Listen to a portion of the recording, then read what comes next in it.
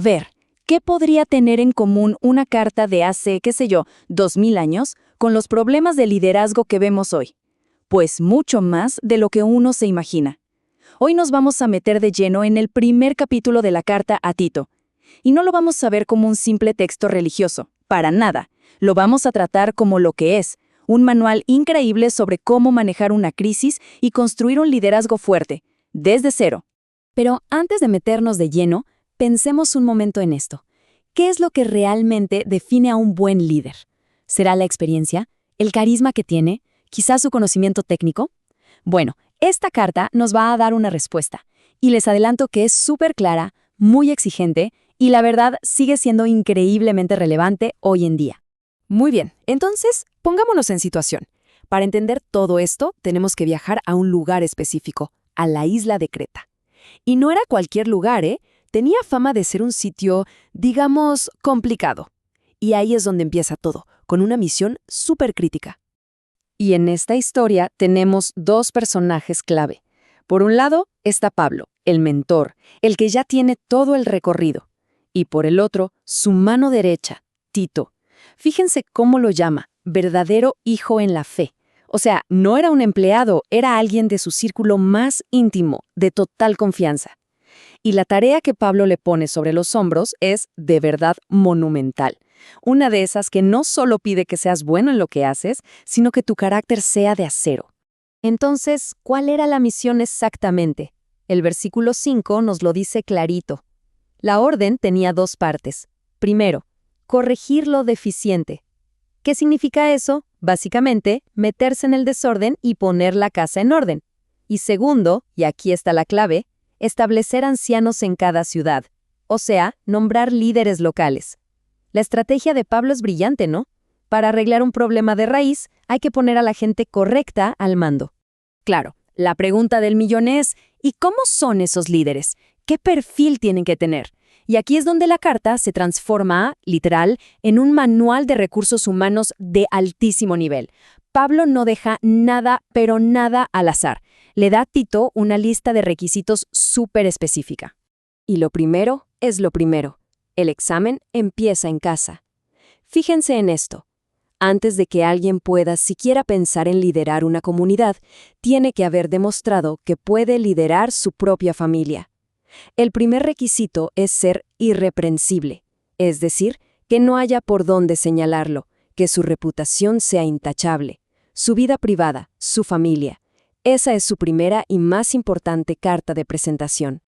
Ahora, aquí hay un concepto que es, potentísimo. El líder es visto como un administrador de Dios. Pensemos en eso. No es el jefe, no es el dueño del circo, es más bien un mayordomo, un encargado, alguien a quien se le confió algo súper valioso y su trabajo es cuidarlo, gestionarlo con una integridad total, sabiendo que al final del día va a tener que rendir cuentas. Y Pablo lo pone en blanco y negro, creando un contraste súper visual. Por un lado, la lista de lo que es un no rotundo. La arrogancia, el que se enoja por todo, los vicios, la avaricia, el que busca pleito. Y por el otro, la lista de lo que sí se busca. Ser hospitalario, amar lo bueno, tener autocontrol, ser justo, ser santo. Queda clarísimo, ¿no? El carácter no es como un plus o algo deseable, no, es el requisito número 1. Pero no todo es carácter, también tiene que haber sustancia. El líder tiene que ser alguien, como dice el texto, retenedor de la palabra fiel. O sea, alguien que se aferra a sus convicciones y conoce bien lo que cree. ¿Para qué? Bueno, para dos cosas fundamentales. Una, para poder enseñar con fundamento. Y dos, igual de importante, para poder debatir y refutar a los que vienen a contradecir. O sea, un líder no solo vive su verdad, también la tiene que saber defender. Ok, a este punto uno se podría preguntar, bueno, ¿y por qué tan exigente? ¿Por qué la vara está tan alta? La respuesta es clave para entender todo. El problema que Tito tenía en Creta no venía de afuera. El enemigo, la amenaza, estaba adentro, en la misma comunidad. Y Pablo no se anda con rodeos para describir a esta gente. Los llama rebeldes, habladores de vanidades, o sea, charlatanes, y engañadores. Su principal característica es esa, son pura palabrería. Hablan y hablan, pero sus palabras no tienen fondo, son huecas, y solo buscan enredar y confundir a la gente. Y de hecho, señala a un grupo en particular, los de la circuncisión. Y el daño que hacían no era algo abstracto, era súper concreto y la verdad devastador. El texto dice que trastornan casas enteras. Imagínense, familias completas desestabilizadas por sus falsas enseñanzas. Y ahora, la pregunta clave, ¿por qué? ¿Cuál era la motivación? Pues la de siempre, la ganancia deshonesta. Simple y sencillamente estaban echando a perder todo por dinero. Y para que Tito entienda bien dónde está parado, para que mida la dimensión del desafío cultural que tiene enfrente, Pablo hace algo inesperado. Saca un as bajo la manga. Cita a uno de los suyos, a un profeta de la misma Creta, para que describa a su propia gente. Y la cita es brutal, directa a la yugular. Los cretenses, siempre mentirosos, malas bestias, glotones ociosos. ¡Wow! Ese era el estereotipo, la fama que tenían en el mundo antiguo. Ojo, Pablo no lo dice para insultarlos, lo está usando como una advertencia para Tito, como diciéndole, mira, este es el caldo de cultivo. En este ambiente tan difícil es donde tienes que encontrar y formar líderes de una pieza. El reto, pues, era gigante. Y todo esto nos lleva al remate final, al tema central que amarra todo el capítulo. ¿Y cuál es? Pues ese abismo, a veces gigantesco, que hay entre lo que uno dice con la boca y lo que demuestra con sus acciones. Aquí Pablo toca una fibra muy profunda, casi psicológica.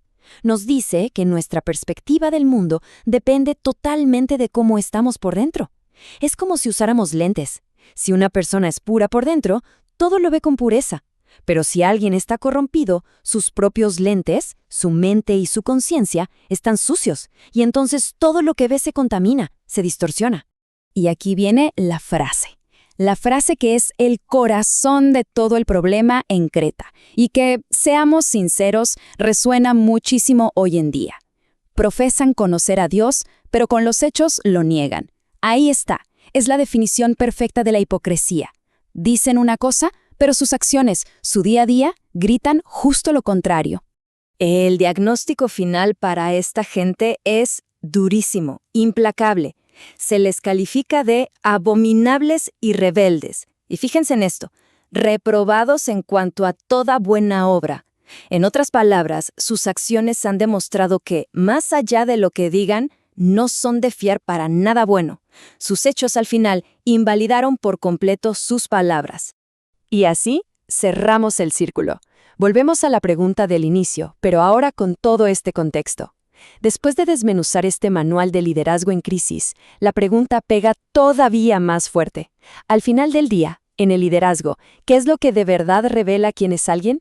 ¿Son las credenciales, los títulos, lo que dice que es? ¿O es su carácter, lo que sus acciones demuestran día tras día? La respuesta que nos deja esta carta es contundente.